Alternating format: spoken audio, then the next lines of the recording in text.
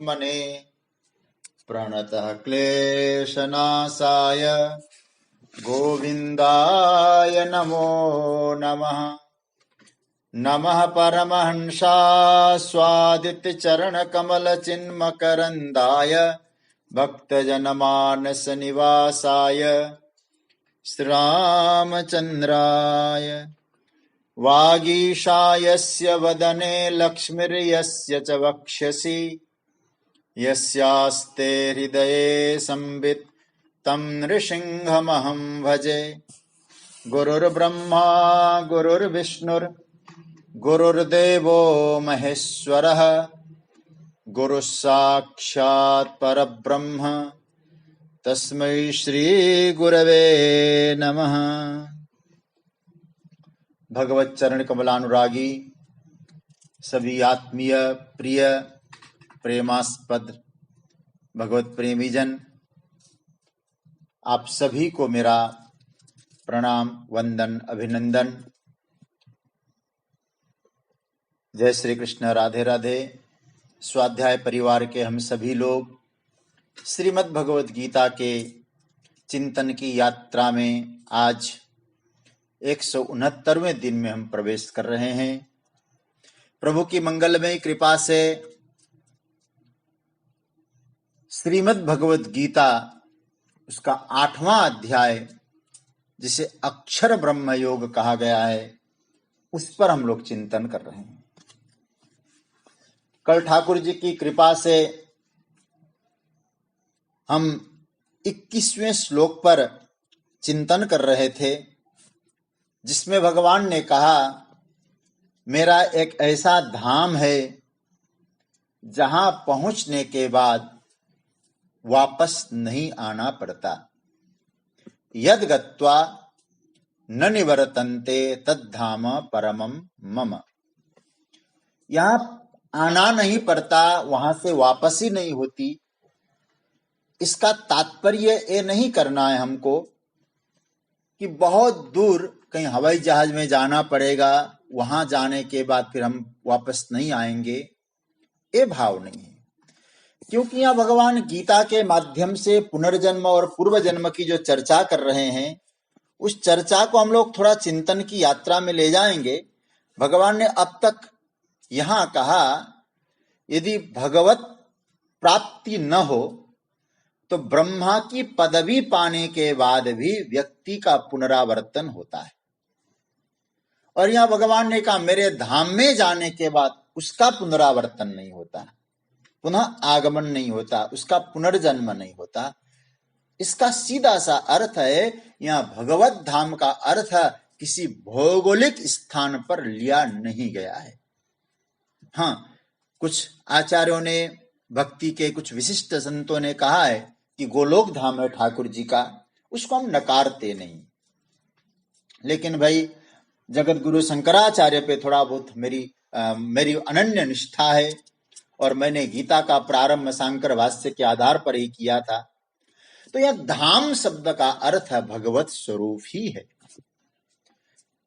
परमात्मा ये कहना चाहते हैं, मेरे स्वरूप की अनुभूति के बाद, मेरे स्वरूप को उपलब्ध होने के बाद उसको फिर आना नहीं पड़ता। मतलब भगवत प्राप्ति जब तक न हो तब तक पुनर्जन्म की यात्रा, पूर्व जन्म की यात्रा, जन्म मरण का चक्र ये चलता ही रहेगा। वहां से हम मुक्त नहीं हो सकते। और उस यात्रा से मुक्ति का सीधा सा एकमात्र तात्पर्य है कि परमात्मा की प्राप्ति, भगवत तत्व की अनुभूति। अब परमात्मा कहीं बहुत दूर हो ऐसा नहीं है, परमात्मा है अपने में, हम उसकी अनुभूति करें। और अनुभूति करने से क्या होता है, तो कहता है ना कि सोई जाने जेहि देहु जनाई, जानत तुम ही होई जाए। भगवत स्वरूप की अनुभूति का तात्पर्य है कि वेदांत कहता है भगवान को अभिन्नता से वो जान जाता है। परमात्मा हमसे भिन्न नहीं है। भगवत स्वरूप की यात्रा के बाद फिर उसका कहीं आना और जाना नहीं होता। वो तो है एक सत्ता, मतलब ये आने जाने का जो भ्रम है वो छूट जाता है। भ्रम की निवृत्ति की बात भगवान ने कही। परमात्मा की, मैं शायद कल भी एक उदाहरण दे चुका हूं, सर्प का भ्रम तब तक ही रहता है जब तक कि उसको रस्सी का बोध नहीं होता। और रस्सी का बोध हो गया कि जिस रस्सी में मैं जिसे मैं सर्प समझ रहा था वो सर्प नहीं, रस्सी है। अब वो सारा जो सर्प, फिर आपके मस्तिष्क में ये नहीं आएगा कि मैंने जो पहले देखा था वो सर्प किस जाति का था, कितना लंबा चौड़ा था, किस वर्ण का था। ये सब प्रश्न अपने आप खत्म हो गए।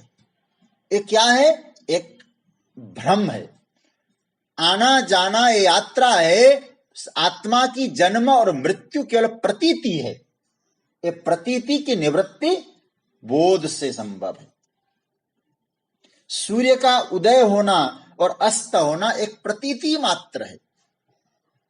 तो प्रतीति, आपको सूर्य न उदय होते हैं न अस्त होते हैं, सूर्य है।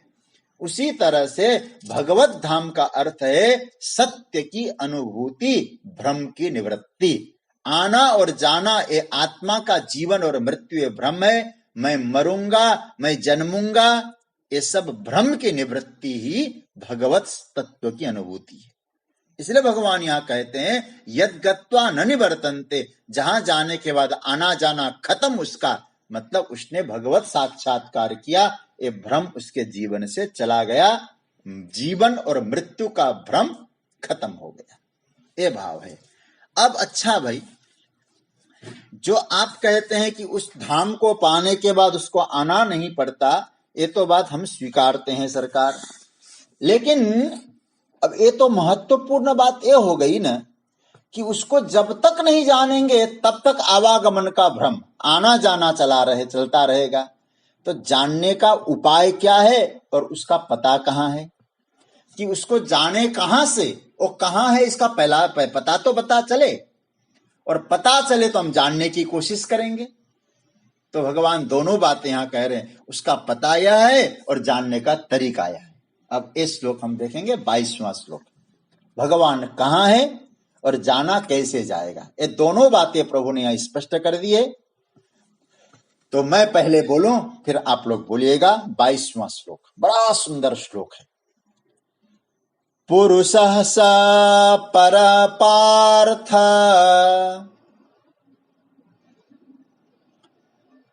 भक्त्या लभ्यस्त्वनन्यया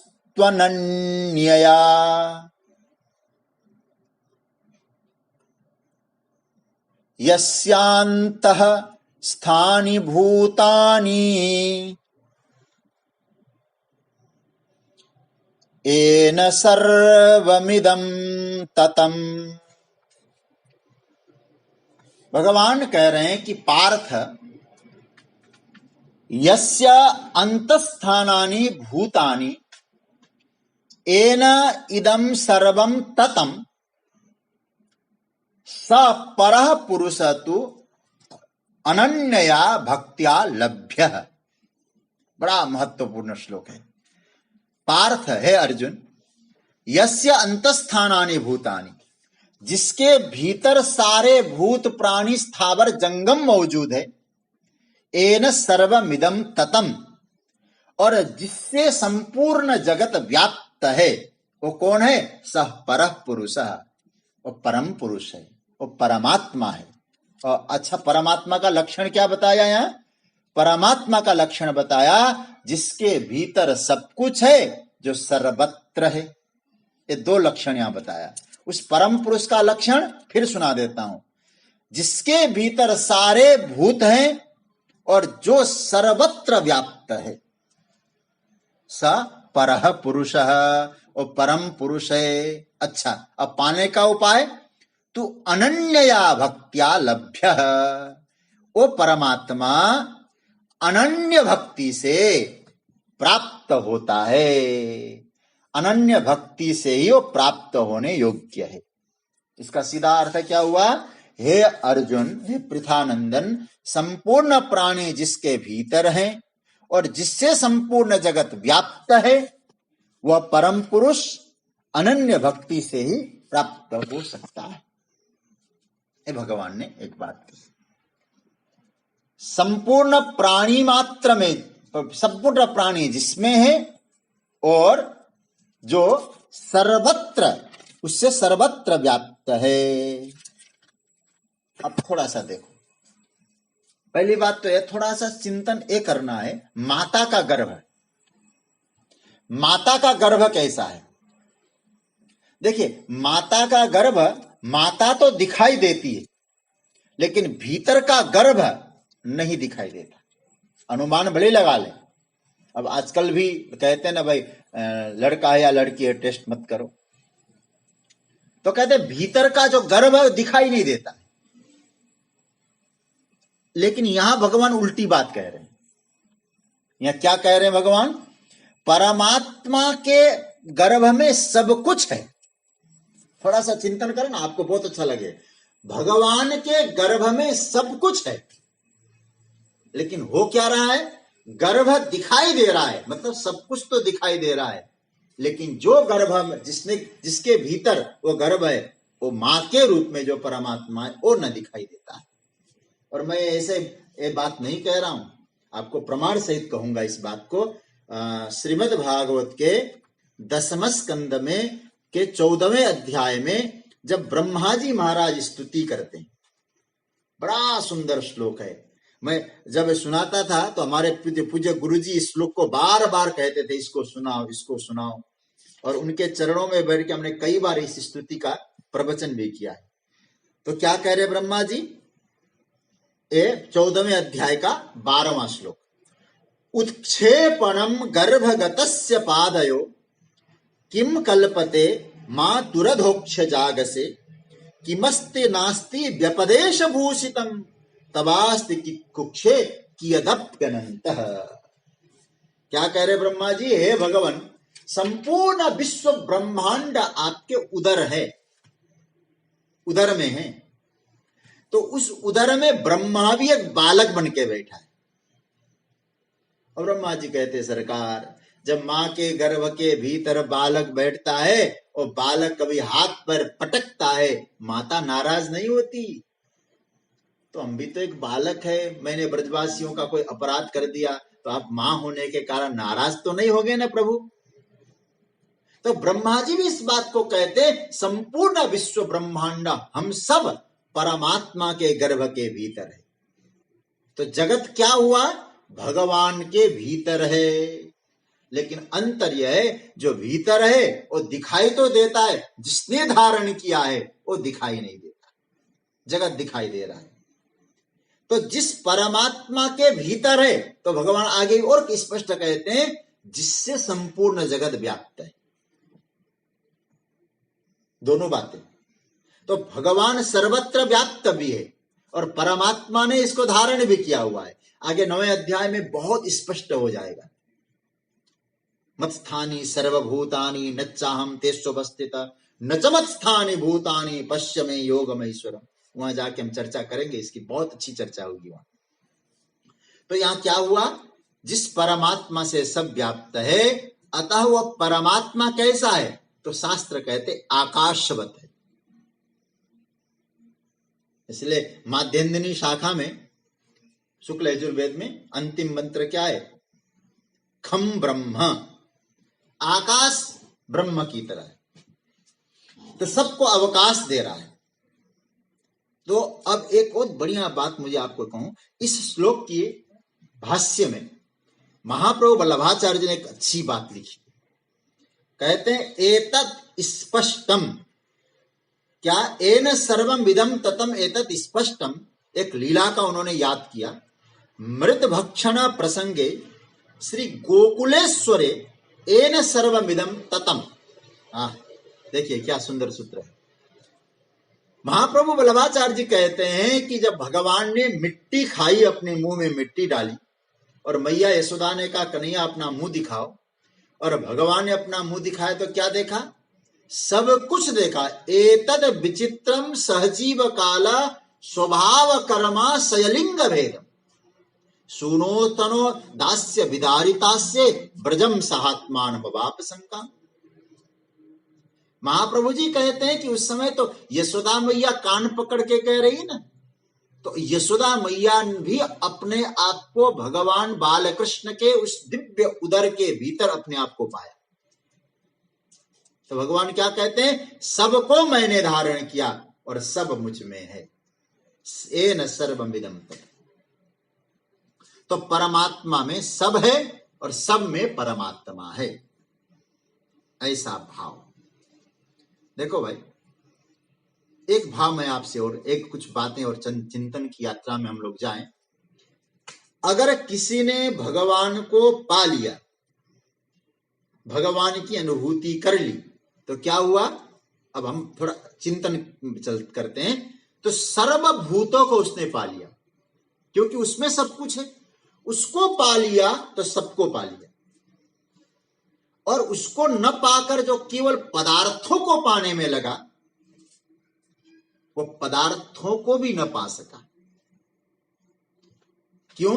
बोले जब तक हम उन पदार्थों के मालिक को नहीं पाएंगे, तब तक पदार्थों की प्राप्ति भी नहीं हो पाएगी। तो क्या होगा? तो कहा कि जब पीड़ा की प्राप्ति होगी, और सच्ची बात तो है, यही हमारे जीवन की पीड़ा है। हमने पदार्थों को पाया है, पदार्थ जिससे प्रकाशित हो गए उसको नहीं पाया।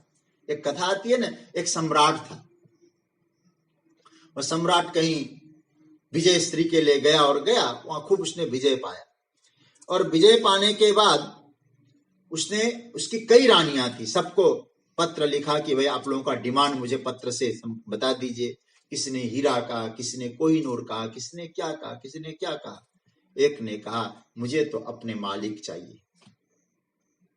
तो जो जो डिमांड था ले आया, और वहां गया जिसने कहा कि मुझे कुछ नहीं, मेरा मालिक चाहिए। जैसे वहां पहुंचा, सबको गिफ्ट दे दिया और उसके पास रख गया, और संपूर्ण संपत्ति जो उसने कमा के लाया था उसी को दे दी। अब आप जरा यहां समझना, उसने किसको पाना चाहा? एन सर्वमिदं ततम, जिससे जगत व्याप्त है, और व्याप्त पदार्थ नहीं, जिससे व्याप्त है, और परमात्मा को पाए। धर्म का तात्पर्य है, भक्ति का तात्पर्य है, आध्यात्मिक साधना का तात्पर्य क्या है? कि यही है कि विवेकवान बने, और विवेकवान पदार्थों को नहीं मांगता, विवेकवान पदार्थों के मालिक को खोजता है। जो पदार्थ मांगता है, पदार्थ मिल भी सकता है, लेकिन सज्जनों याद रखना, हमारा जो पदार्थ है ना वो छिन जाएगा। मालिक ने दिया है तो शायद वापस मालिक के पास जाएगा, इसलिए वो मालिक कल किसको सप्लाई कर दे। और हमने क्या है अब तक? हमने केवल जो पदार्थ है ना, उन्हीं पर पर्दा लगाया है, पहरा लगाया है, पदार्थों को पकड़ने में, पदार्थों को रखने में। मुझे परम पूज्य प्रातस्मरणीय स्वामी पथिक जी महाराज के वचन याद आ रहे हैं। उनसे बहुत निकटता से जिनका संबंध है हमारी आदरणीय मिथिलेश दीदी जी, और दिल्ली से आप हमसे जुड़ी हुई है। बड़ी निष्ठा उनके प्रति उनका रहता है, उनकी है। तो वो एक वाक्य कहा करते थे, महापुरुषों के वाक्य, महाराज वेद के सूत्रों की तरह कहा करते थे, हमारा पूरा जीवन साथी और सामान को पाने में और बचाने में चला जाता है। क्यों? बोले पहरा लगाना उसी पर है। किस पर? साथी। साथी मतलब उनके भाषा थे, साथी मतलब संबंधी, सामान मतलब पदार्थ। तो इसका अर्थ क्या है? कहीं हमसे छूट न जाए। हम किसी को देना भी नहीं चाहते, बस पकड़े रखते हैं, कहीं छूट न जाए। कहते ना, एक छगनलाल जी थे भाई, और छगनलाल जी बड़े कृपण थे, साथी और सामान को एकत्रित करने में लगे रहते थे। तो जब कहते हैं कि उनकी बाद में उन्होंने खूब धन कमाया, पहले कुछ नहीं था, तो एक बार गांव में ढिढोरा पीट दिया गया कि छगनलाल जी एक विशाल भंडारा कर रहे, पूरे ग्रामवासी को खिलाएंगे। लेकिन गांव वाले जानते थे ये बिल्कुल अफवाह है, पैनिक होने की आवश्यकता नहीं है, एकदम झूठ है। एक कोई व्यक्ति आया, उसने कहा सुना है छगनलाल जी भंडारा करा रहे हैं, हम लोग जाएं। और जैसे छगनलाल जी के पास गया, छगनलाल जी तो मस्ती में बैठे थे, भंडारे का कोई आयोजन भी दिखाई नहीं दे रहा है। तो शायद उनका एक पीए था होगा, छगनलाल जी का पीए समझना मगनलाल जी रहे होंगे। तो मगनलाल जी उसके पास गए, बोले क्यों आए हो? सुना है बहुत बड़ा भंडारा होने वाला है। नहीं ऐसा तो नहीं। बोले नहीं नहीं, सुना है लगाएंगे भंडारा। उसने भी सोचा हमारे छगनलाल जी कृपणता में एक नंबर, वो कहीं भंडारा करेंगे? नहीं, अभी कोई योजना नहीं है। तो महात्मा जी ने कहा कि भैया कभी तो योजना बनेगी, बता दो ना कब योजना बने। तो मगनलाल जी ने कहा इनके कयामत का दिन जिस दिन आएगा उस दिन बनेगा, उस दिन भंडारा होगा, मृत्यु के दिन। और ऐसा जैसे सुना है कि वो मगनलाल छगनलाल जी बाहर आए और कहा कि अपने सचिव से, मंत्री से, क्या करते हो तुमने डेट दे दिया, भंडारे का डेट जरूरी था क्या देना? अब तुमने डेट दे दिया तो भंडारा करना पड़ेगा फिर। तो कभी कभी हमारा जीवन आप विचार करना इसी चक्कर में रहता है, जो सामान है, जो साथी है, जो पदार्थ है, उसको बचाने में लगा। एन सर्वमिदं ततम, जो कुछ है सज्जनों, मैं बार बार इस बात को कहता हूं, कुछ लूटेगा, लूटा जाएगा, और कुछ टूटेगा, लूटने टूटने से बचा तो छूट जरूर जाएगा। लेकिन सज्जनों, उन पदार्थों के जो मालिक है वो कैसा है? बोले वो भी परम धन है। वो परम धन है जो वो हमारे पास रह सकता है, उसको कोई लूट नहीं सकता है, वही हमारा परम धन है। जिसने परमात्मा को पा लिया उसने सब को पा लिया, सब कुछ पा लिया, फिर पाना कुछ शेष नहीं है। तो भगवान कह रहे हैं सब परमात्मा से व्याप्त है। तो पर हमें व्याप्त पदार्थ तो दिखाई दे रहा है, परमात्मा दिखाई नहीं दे रहा है। फिर देखें कैसे? हम ये तो बात समझ में आ गई होगी आपको। परमात्मा में सब व्याप्त है, पदार्थ दिखाई दे रहा है, लेकिन पदार्थ में अनुगत जो परम तत्व परमात्मा है, जिनसे वो पदार्थ प्रकाशित होते हैं, वो हमें क्यों नहीं दिखाई दे रहा है? दिखाने का मार्ग बता दीजिए, दर्शन हम करना चाहते हैं। तब इस सूत्र को आप पकड़ना सज्जनों, और मैं आपको कहूंगा ये श्लोक, ऐसे श्लोक गीता में कई बार आएंगे, इसका आप अंडरलाइन जरूर करिएगा। भगवान ने जो शब्द बोला है पुरुष स परपार्थ भक्त्या लभ्यस्त्वनन्यया, इसके नीचे अंडरलाइन करिए, आपको एक मंत्र है, समझ लेना। कैसा? अनन्यया भक्त्या लभ्य। वो जो परमात्मा है, परम पुरुष है, कौन सा? पुरुष सह पर, स पर पुरुष, और परमात्मा जो तत्व है भगवान है, हमारा इष्ट है, कन्हैया है, राम है, गोविंद है। और कैसे मिलेगा? अनन्य भक्ति से मिलेगा, भक्ति से मिलेगा। भक्ति ना हो तो नहीं मिलेगा। अब कहते हैं भैया भक्ति तो रावण के पास भी थी, शिव के प्रति उसकी कैसी भक्ति थी, तो उस भक्ति की महिमा हो रही है क्या? बाणासुर के पास छोटी मोटी भक्ति तो नहीं थी, दिव्य भक्ति थी। या एक और विशेषण दे दिया है, भक्त्या, मतलब भक्ति से। हम लोग भी भक्ति करेंगे, कल पूजा करेंगे, फूल भगवान को चढ़ाएंगे, तो इससे हो जाएगा? नहीं, अनन्यया, भक्ति में एक नया एक विशेषण दिया है, अनन्यया भक्त्या लभ्य। सज्जनों, इसको पकड़ के रखना आप लोग। भक्ति का विशेषण अनन्यया भक्त्या, अनन्य भक्ति से। अनन्य भक्ति मतलब जिस भक्ति में कोई डिमांड नहीं, न अन्य और किसी का नहीं हो सकता हो। जैसे प्रहलाद जी का, प्रहलाद जी ने भजन किया और नृसिंह भगवान प्रकट हो गए, और प्रकट होने के बाद प्रहलाद जी को कह रहे हैं भगवान, हे प्रहलाद, आज मैं तुमसे प्रसन्न हूं, मुझसे कुछ मांगो तो सही तुम। प्रहलाद जी दोनों हाथ जोड़ते और क्या बढ़िया जवाब देते हैं, सरकार आप यदि मुझसे प्रसन्न है, मेरी निष्ठा आपके श्री चरणों में है, आप मुझे एक वरदान जरूर दीजिए। कौन सा वरदान? तो कहते हैं, यदि राशि समे कामांस वरांस्त्वं वरदर्शभ, कामानां हृदय संरोहम भवतस्तु वृणे वरम। बलिहारी क्या कहते हैं, आप मुझे वरदान देना चाहते हैं, हे सरकार मेरे मन में कभी कुछ मांगने की इच्छा ही न जगे सिवा आपको छोड़कर, यही मेरे जीवन में वरदान दीजिए, यही मुझे वरदान दीजिए। तो अनन्य भक्ति जहां भगवान से न मांगे, भगवान को मांगे। और जब ऐसी स्थिति होती है ना, वहां पूर्ण निष्ठा होती है। अनन्य भक्ति का सीधा सा अर्थ है, यदि मुझे एक शब्द में कहना हो तो पूर्ण निष्ठा। बटी हुई भक्ति नहीं है अनन्य भक्ति का मतलब। प्रायः हमारी जो निष्ठा है ना, बटी हुई रहती है।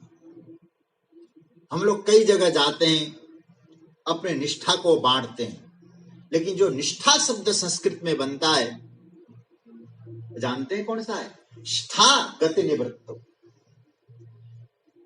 गति की जहां निवृत्ति हो गई उसका नाम है निष्ठा। निष्ठा की बड़ी महिमा है। अब आगे हमको गति नहीं, हमारा तो सर्वस्व यह है, उसका नाम है निष्ठा। नितराम, अच्छी तरह से, नितराम गति निवृत्तो इति निष्ठा। अच्छी तरह से जहां हमारी गति की निवृत्ति हो गई। इसलिए अनन्य भक्ति का मतलब है, निष्ठा का मतलब है जहां सर्वस्व समर्पित है, पूर्ण समर्पण। और ध्यान देना, निष्ठा बंटनी नहीं चाहिए, उपास्य में भी नहीं बंटनी चाहिए। मैं इनकी थोड़ी उपासना करूं, मैं इनकी थोड़ी उपासना करूं, मैं इनकी नहीं। निष्ठा एक में हो। मैं 2-3 बातें आपके सामने रखना चाहूंगा। देखो, संसार क्या है? संसार में, संसार का अर्थ है अनेक, परमात्मा का अर्थ है एक। थोड़ा सा चिंतन करिएगा। संसार को पाने के लिए एक निष्ठा हो नहीं सकते, बन भी नहीं सकते। अनेक निष्ठाएं आती है, अनेक आकांक्षाएं आती है। संसार का यह है। एक मैं स्मरण करूंगा, पूज्यपाद प्रातः स्मरणीय श्री हनुमान प्रसाद पोद्दार जी, भाई जी, मुझे कई बार गीता वाटिका उनकी स्मृति में कथा करने का भी अवसर मिला है। कृतार्थ हो जाता हूं वहां जाके, गीता वाटिका राधा बाबा वहां दर्शन करके। तो उनका एक वाक्य मैं आपके सामने रखूंगा। संसार क्या है, यहाँ क्या स्थिति होती है, और यदि आपके पास संभव हो तो इसको नोट करेंगे। उनका वाक्य है, जो हम सोचते हैं वो होता नहीं है, जो होता है वो हमको भाता नहीं है, पसंद नहीं आता। लेकिन जो हमको भाता है वो रहता नहीं है हमारे पास। फिर मैं दोहरा रहा हूं, जो सोचते हैं वो होता नहीं है, जो होता है वो हमको भाता नहीं है, और जो भाता है वो हमारे पास रहता नहीं है। इसलिए यहां एक नहीं है, यहां अनेक है। संसार का मतलब ये अनेक। यदि ये छोटी सी डेफिनेशन में कहूं, संसार मतलब अनेक, परमात्मा अर्थात एक। अगर एक को पाना है तो आपको एक निष्ठ होना पड़ेगा। संसार को जानना है, संसार को पाना है तो एक निष्ठ होने से काम नहीं बनेगा। लेकिन परमात्मा को पाना है तो एक निष्ठा चाहिए, एक आकांक्षा, एक अभिप्सा, आपकी इच्छाएं भी परिवर्तित न हो। और ध्यान देना, जब हम अनेक में विभाजित हो जाते हैं तो अनेक मिलेगा, अविभाजित रहने पर ही परमात्मा मिलेगा। चूंकि हम संसार को पाने में लगे हैं, एक मनुष्य के भीतर कई मनुष्य दिखाई पड़ते हैं। इसलिए हमारे पास क्या है, हमारा एक मनोविज्ञान भी क्या कहते हैं, आदमी मल्टी साइकिक हो गया, बहुचित्तवान बन गया मनुष्य। क्यों? वो भीतर बहुत भाग बन गए, भीतर परते बनते गए। भगवान यहां क्या कह रहे हैं, अनन्यया भक्त्या लभ्य। ये इधर उधर मल्टी साइकिक चित्त बनाने से नहीं होगा। कैसा होना पड़ेगा? अनन्या भक्त्या लभ्य।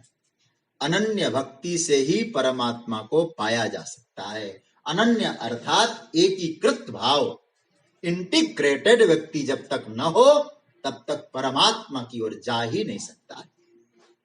हमारे भीतर एकत्व की स्थापना ऐसे हो, साधना की दृष्टि से कह रहा हूं, हमारे भीतर एकत्व की स्थापना ऐसे हो जिस एक को हम देखना चाहें आंखों के माध्यम से हमारे प्राण भी उधर ही चले जाएं, प्राण भी उसी की ओर जाए, ऐसी स्थिति हो।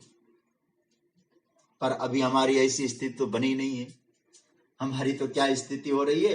एक निष्ठा, जब साधना भी करते हैं एक निष्ठ होकर, परिणाम क्या होता है? साधना तो कर रहे हैं भगवान की, प्रार्थना सुनी जा रही है नहीं जा रही है, ध्यान भी उधर रहता है, थोड़ी देर में इधर भी देखते हैं। क्या देखते हैं? बोले मैं पूजा कर रहा हूं, पूजा करते हुए कोई मुझे देख तो रहा है ना। क्योंकि धार्मिकता कहलाने में व्यक्ति अपना शान समझता है, धार्मिक कहलाने में। मेरे गुरुदेव एक कथा सुनाया करते थे। एक व्यापारी था, मंदिर में आकर परिक्रमा करता था रोज। उसका टाइम ठीक था कि इतने बजे से उसको परिक्रमा करनी है। और जैसे वो परिक्रमा करने के लिए जाता था, मंदिर के ठीक बाहर थोड़ी देर खड़ा होता था, उधर यूं देखता था, फिर परिक्रमा में लगता था। तो अब क्या हुआ, एक दिन उसकी पत्नी भी साथ में आई। रोज आप मंदिर आते हो, परिक्रमा करते हो, भगवान तो इधर उधर क्यों देखते हो पीछे की तरफ, मंदिर के पीछे? बोले देख, ये मंदिर के पीछे वाली जो बिल्डिंग है ना, इसमें इनकम टैक्स का ऑफिसर रहता है और हमारा बहुत काम पड़ता है उससे। और जैसे ही वो उठता है सुबह, और उठते ही पहले मंदिर की ओर देखकर प्रणाम करता है, तो कई बार मैं उसको दिख चुका हूं, वो मुझे देख चुका है। तो परिणाम जानते हो क्या है? बोले जब मैं मंदिर में जाता हूं, घूमता हूं, वो मुझे देख लेगा एक बार तो समझ लेगा ये धार्मिक है, तो कुछ गड़बड़ भी हो जाए तो काम कर देगा। अब आप जरा सोचिए, मंदिर है वहां, लेकिन परमात्मा का दर्शन उसका हेतु है कि किधर है? तो उसकी भक्ति अनन्य हुई कि नहीं हुई? फिर तो हमारी जो निष्ठा है, एक निष्ठ नहीं हो पाते, क्योंकि हमारी भक्ति भी प्रदर्शन मूलक है, आत्मदर्शन मूलक नहीं बन पा रही। तो कहने का तात्पर्य है, भगवान निष्ठा की आवश्यकता है। निष्ठा को अखंडित जो बनाता है, उसी के जीवन में अनन्य भक्ति प्रकट होती है। निष्ठा अनन्य, निष्ठा को खंडित न करें कभी।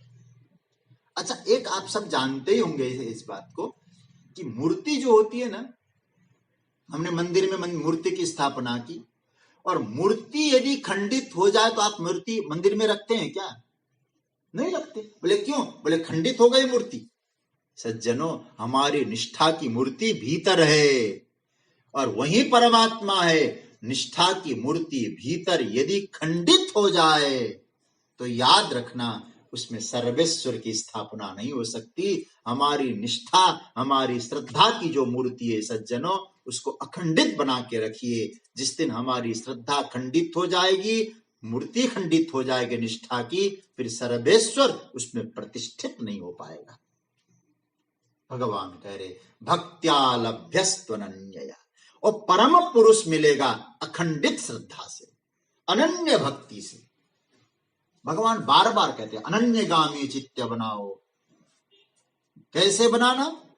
महाप्रभु वल्लभाचार्य जी महाराज बहुत अच्छा इसका सुंदर भाव देते हैं। जैसे पतिव्रता स्त्री, अनन्य भक्ति देखिए जरा, जैसे पतिव्रता स्त्री अपने पति को बस में कर लेती है, उसी तरह से वैसे ही प्रभु में जो अनन्य भक्ति रखता है, वो भक्त भगवान को बस में कर लेता है।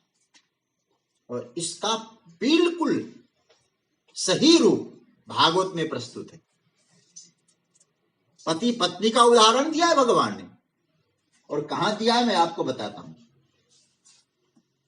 मैं तो इधर उधर देखता हूं तो भागवत में सबको लगता है कि भागवत का देखें, भागवत में कुछ ऐसे भाव आ जाए। मैं आपको एक बढ़िया उदाहरण दे रहा हूं। सत स्त्रिय सतपति था। देखिए भगवान यहां बड़ा सुंदर भाव दे रहे हैं।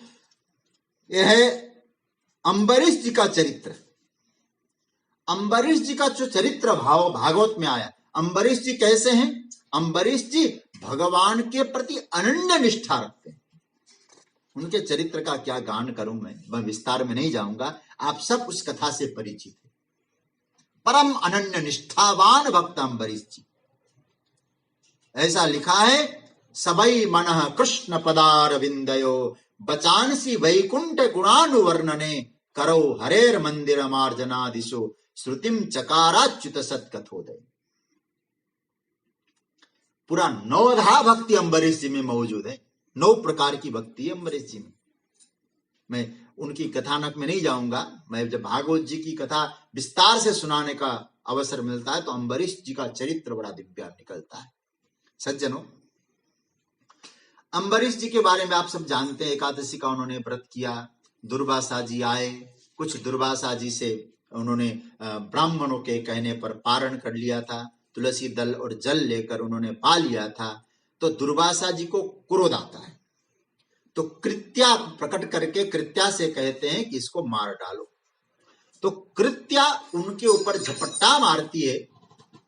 तो अम्बरीश जी तो सहन कर गए, लेकिन परमात्मा को सहन नहीं हुआ।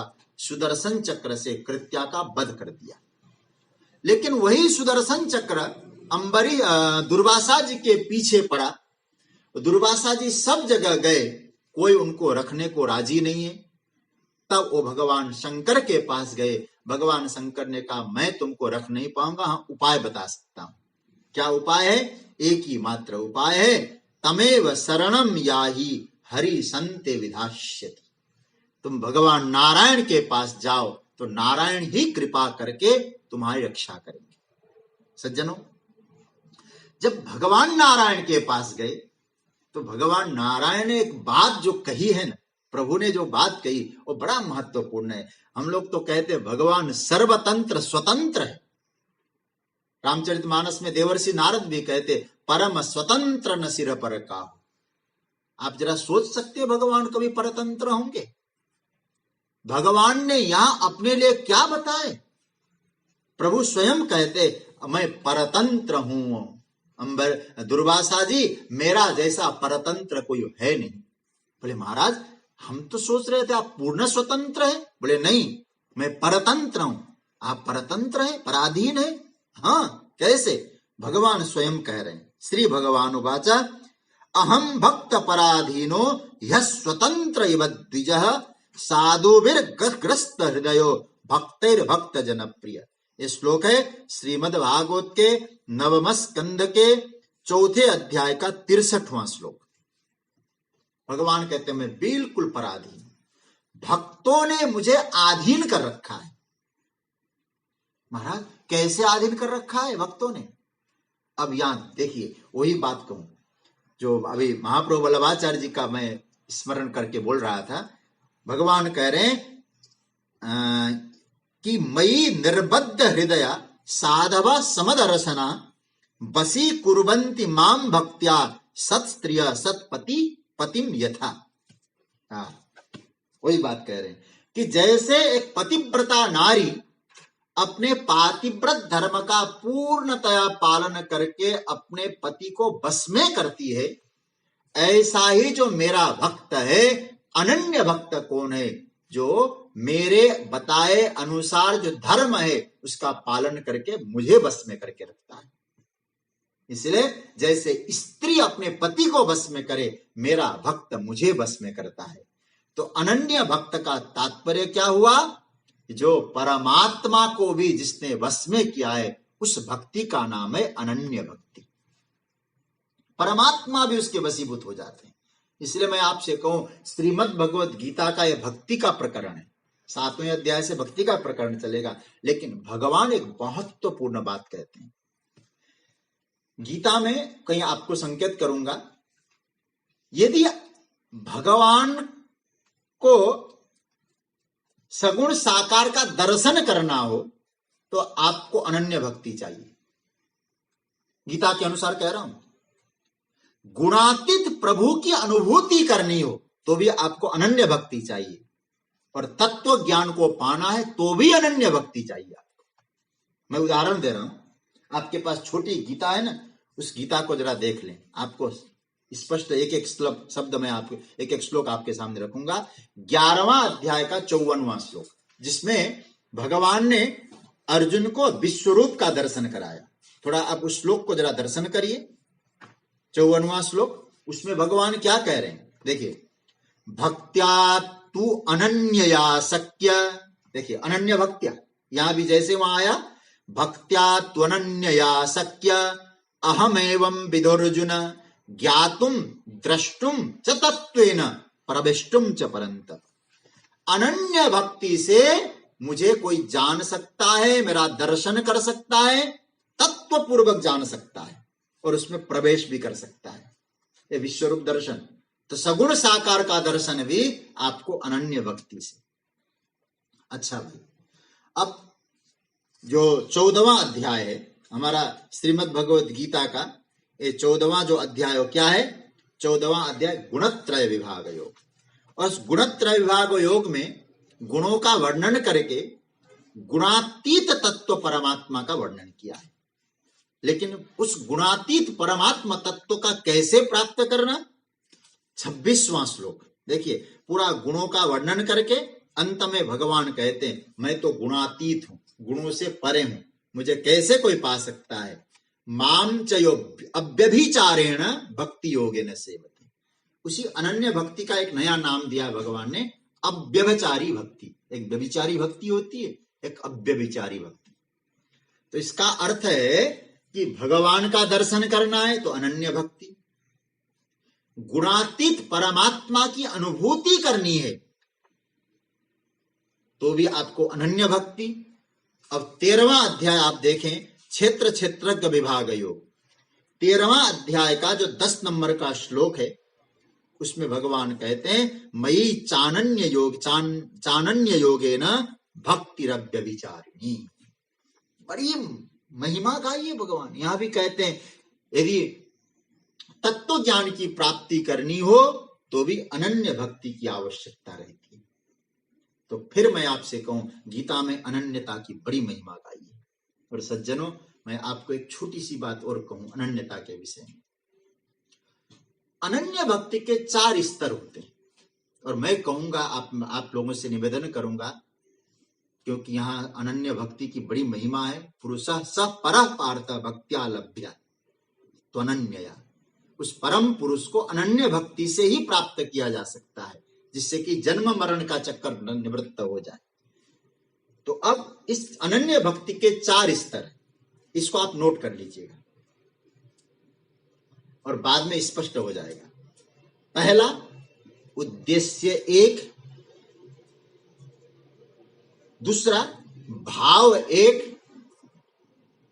तीसरा स्थिति 1, स्थिति मतलब स्थान, और चौथा वस्तु 1। अब मैं आपको एक एक की यात्रा में ले जाऊंगा। उद्देश्य 1, भाव 1, स्थिति 1 और वस्तु 1। पहला शब्द आया उद्देश्य 1। कैसे? जैसे आप विचार करना, हम किसी की सेवा कर रहे हैं। अनन्य भक्ति का स्तर समझना, अभी आपको आगे के लिए बहुत सुविधाजनक हो जाएगी। हम किसी की सेवा में, उनकी सेवा में हम झाड़ू लगा रहे हैं, कपड़े धो रहे हैं, रोटी बना रहे हैं, बर्तन साफ कर रहे हैं और आवश्यकता पड़े उनके चरण दबा रहे हैं, उनको पंखा कर रहे हैं और जो कहें वो काम हम कर रहे हैं। ऐसे काम हम बहुत कर रहे हैं, परंतु किसके लिए कर रहे हैं? ये सब काम किसके लिए कर रहे हैं? इस काम एक के लिए कर रहे हैं। इस काम का उद्देश्य एक हुआ। तो काम आप बहुत से कर रहे हैं, परंतु किसके लिए? तो हमारे यहां एक बहुत बढ़िया बात कहते हैं, हम लोग कोई कर्मकांड जब कराता हूं ना, मैं आजकल तो बहुत कम होता है हुआ, लेकिन पहले केवल कर्मकांड ही कराता था। तो वहां कर्मकांड पूरा कराने के बाद हम एक मंत्र बोलते हैं अभी भी, ए भी कर्म भी सर्वात्मा भगवान प्रियताम तृप्यताम न मम। इस संपूर्ण कर्म से और परमात्मा प्रसन्न हो। हम लोग संध्या भी करते हैं तो यही बोलते हैं, अनेन कर्मणा परमेश्वर प्रियता। अब आप जरा सोचिए, इसका अर्थ क्या हुआ? इस कर्म से वो सर्वात्मा परमात्मा प्रसन्न हो। आपने सब काम क्यों किया? इसलिए किया, एक की प्रसन्नता के लिए काम किया। तो उस काम का उद्देश्य कौन हुआ? एक हुआ। अनन्य भक्ति का पहला स्तर है। इसका अर्थ है आपके पास जो कार्य है वो करिए, लेकिन वो एक के लिए हो। उदाहरण दिया, गोपियां। गोपियां ऐसा नहीं है कोई काम वो छोड़ती है, गाय दूती है, घर में बुहारी करती है, आंख में काजल लगाती है, रोज स्नान करती है, बच्चों की सेवा करती है, पति की सेवा करती है। उद्देश्य क्या है? महाप्रभु वल्लभाचार्य जी ने कहा, गोपियां जब स्नान कर रही है, उस समय स्नान करते समय गोपियों का भाव क्या है? गोपियों का भाव यह है, हम स्नान करेंगी, हम स्वच्छ हो जाएंगी, स्वच्छ वस्त्र पहनेंगी, फिर श्री कृष्ण की सेवा में जाएंगी। कर्म हो रहा है स्नान का, भाव है भगवत साधना। तो महाप्रभु जी ने बहुत सुंदर लिख दिया, गोपियों का स्नान भक्ति है। अनन्य भक्ति का पहला स्तर है। कार्य त्यागना नहीं है, हर कार्य को प्रभु से जोड़ना है।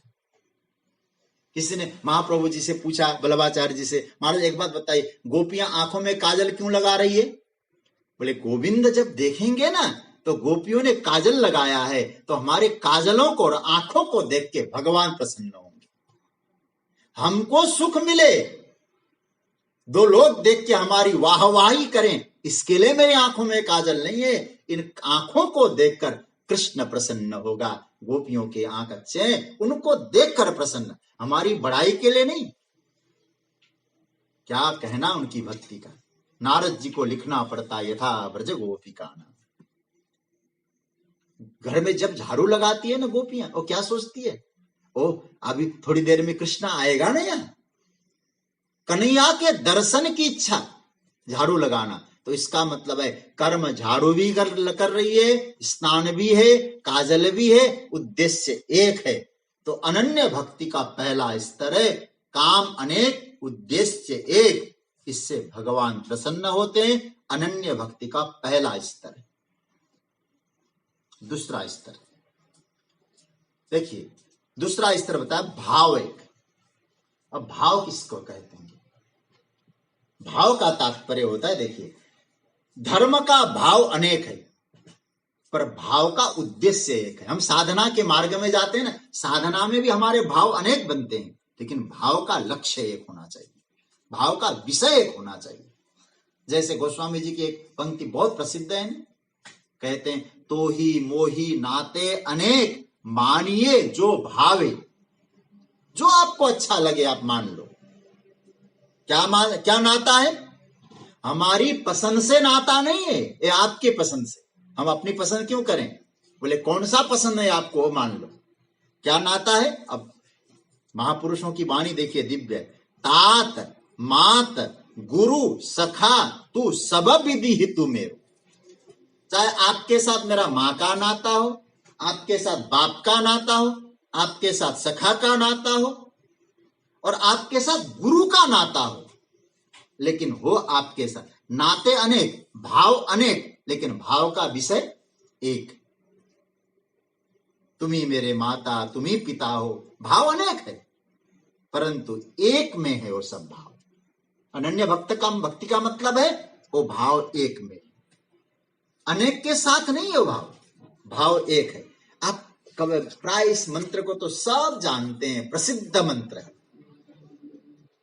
त्वमेव माता च पिता त्वमेव। अब जरा बोलिए, आप सोचिएगा, माँ भी बोला जा रहा है, पिता भी बोला जा रहा है, बंधु भी बोला जा रहा है, द्रविणम धन भी बोला जा रहा है। त्वमेव माता च पिता त्वमेव, त्वमेव बंधुश्च सखा त्वमेव, त्वमेव विद्या द्रविणम त्वमेव, त्वमेव सर्वम मम देवदेव। सब कुछ तुम हो, मतलब माता भी तुम, पिता भी तुम। इसका मतलब भाव अनेक है लेकिन भाव का विषय एक है।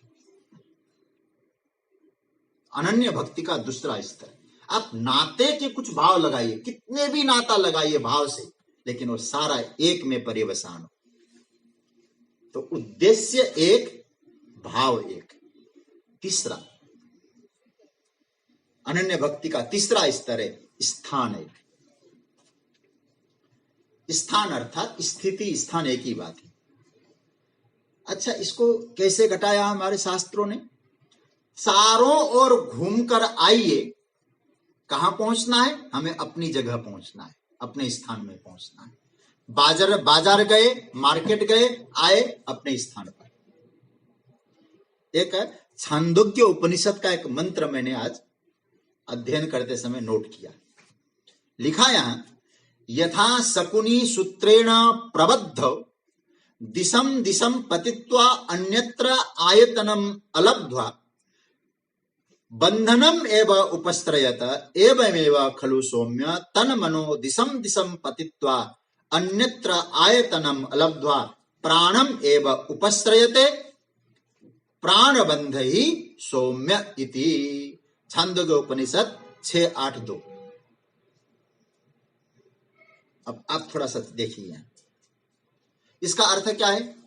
इसका अर्थ है एक चिड़िया रस्सी से बंधी है, इधर उधर उड़ती है, फड़फड़ाती है, पंखे इधर उधर उड़ा वो करती है, फड़फड़ाती है पंखों को, परंतु अंत में वहीं आकर बैठती है, वहीं विश्रांति मिलती है।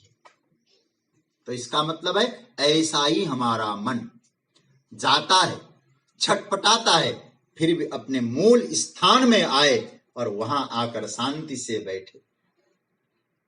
और स्थान के लिए मैं एक और दृष्टांत दे रहा हूं, मेरी कृपया इस दृष्टांत में कहीं गलत अर्थ मत लगाना आप। पतिव्रता नारी, इसको प्रायः आचार्यों ने इसको श्रेष्ठ माना। महाप्रभु बल्लभाचार्य जी ने तो कहा यह श्रेष्ठतम उदाहरण है। कैसा? पतिव्रता स्त्री है, बाजार जाती है, सौदा खरीदती है, मिलती जुलती है, वहीं कहीं पीहर हो तो पीहर भी घूम आती है, और वहीं कहीं बहन का घर हो तो वहां भी चली जाती है। लेकिन जब ये स्थिति हो, लेकिन शाम को आती है, घर में व्यवस्था करती है, लेकिन पति के पास जाती है सोते समय, सोने के लिए, उनकी गोदी में सोती है। इसका अर्थ क्या है? इसका अर्थ यह है वो सब जगह गई, लेकिन उसका स्थान कहां है? पति के पास। महाप्रभु जी कहते ये पति कौन है? सुखदेव जी भी अभी अपनी स्तुति में कहते हैं, धियाम पतिर लोक पतिर धरापति। सबके पति परमात्मा है। जैसे पतिव्रता स्त्री अपने एकमात्र पति के लिए काम क्या कर रही है, उधर सब जगह जा रही है, लेकिन उसका स्थान वो नहीं है शयन का। शयन का स्थान पति के पास है। इसी तरह से अनन्य भक्ति का जो तीसरा जो स्वरूप स्तर है वह है स्थान, स्थान एक। ऐसी स्थिति अनन्य भक्ति की। तो एक ही स्थान, हम कहीं भी जाएं, लेकिन एक जगह ऐसा स्थान बना के रखें कि हमको वहां विश्रांति मिले, आनंद मिले। तो तीसरा स्तर है। आप कहीं जाने के लिए मना नहीं है, लेकिन भाव ये रहे मैं कुछ भी कर रहा हूं, कहीं भी जा रहा हूं, रात्रि में मैं सो रहा हूं, मेरे प्राण प्रियतम मेरे पति है, वो मेरे श्री कृष्ण है, श्री राम है, उनकी गोदी में मैं सो रहा हूं। सरकार मैं तुम्हारे पास आया हूं, मुझे विश्राम तो तुम्हारे चरणों में ही मिलेगा।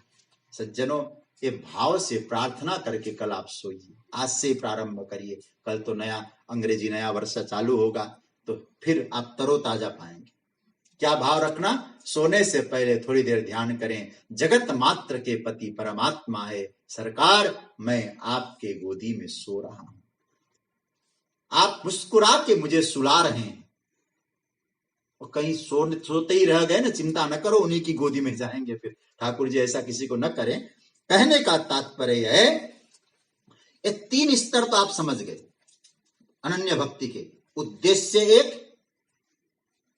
पहला भाव एक, स्थान एक। ये तीनों जब हो जाए तब क्या हुआ? तब वस्तु एक। कैसा वस्तु? एन सर्वम विदम ततम, सर्वत्र जो व्याप्त तत्व है वो सब वस्तु में वो नजर आएगा, क्योंकि सब उसमें नजर आएगा, हम उससे जुड़े हैं, नजर सब में आएगा, लेकिन हमारी एक निष्ठा बनी रही। तो दूसरा कोई नहीं है। तो भगवान यहाँ सूत्र दे रहे हैं, हे अर्जुन, हम उस अनन्य भक्ति को समझें। उस अनन्य भक्ति के 3 स्तर की हमने चर्चा की। परमात्मा कह रहे हैं, पुरुष सह परः पार्थ भक्त्या लभ्यस्तु अनन्यया। अनन्य भक्ति से वो परम पुरुष परमात्मा को पा सकते हैं।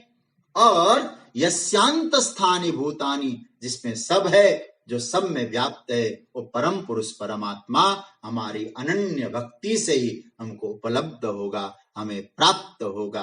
और प्राप्त होने के बाद फिर तो हमारा पुनर्जन्म नहीं, पूर्व जन्म नहीं, बस जीवन का लक्ष्य है भगवत तत्व की अनुभूति, परमात्मा की प्राप्ति। अब इसके बाद जो भगवान आगे की जो चर्चा करेंगे, वो फिर वहां भगवान ने आगे की चर्चा में जाने की का रास्ता और आने का रास्ता, 2 प्रकार के रास्ते की चर्चा की। वो हम कल से करेंगे, आज उस रास्ते पे हम लोग नहीं जाएंगे। और 2 रास्ते बता देंगे। एक रास्ता ऐसा है जहां जाने के बाद फिर बार बार आना जाना लगा रहता है, और एक ऐसा है कि उस रास्ते से चलेंगे तो मंजिल मिल जाएगी। वो दोनों रास्ते हैं उत्तरायण और दक्षिणायन। ये दोनों रास्तों की चर्चा हम लोग, उत्तरायण की चर्चा, दक्षिणायन की चर्चा ठाकुर जी ने कृपा की तो कल हम लोग करेंगे। तो आज यहाँ चर्चा को हम लोग विराम दे रहे हैं। एक तो आपसे निवेदन करेंगे